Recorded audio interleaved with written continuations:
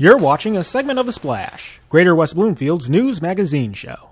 Lesley Clark is a longtime Keego Harbor resident and active member of the Keego Harbor Garden Club, but she's also an expert on dealing with the invasive plant species known as flowering rush. I was showing people who are in the business of controlling invasive species or live on lakes that have invasive species how to attack a particular plant called flowering rush.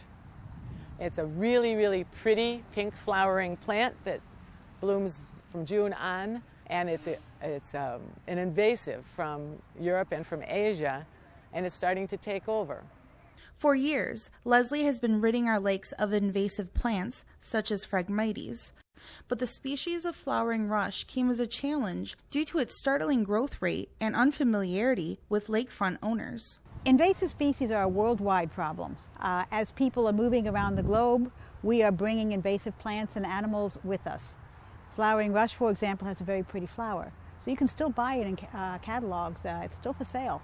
But we are now finding that when we bring these plants here, they leave behind the things that eat them and keep them in check in their native environment.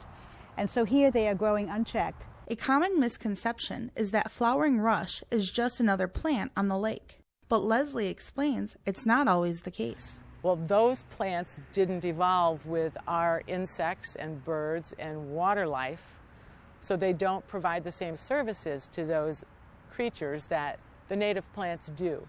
So our main problem is trying to prevent the eradication of the native species that do make up the total ecosystem here.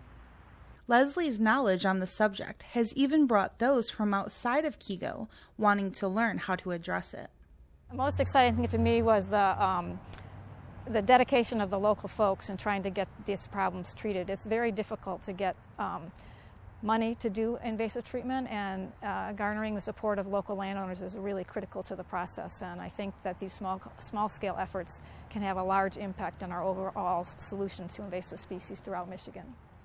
I've gotten very involved in the ecology of the area. The ecology of the area is really interesting, and because it's a crossroads town and because it's on 2 or 3 lakes, we have all kinds of risks for invasive species here.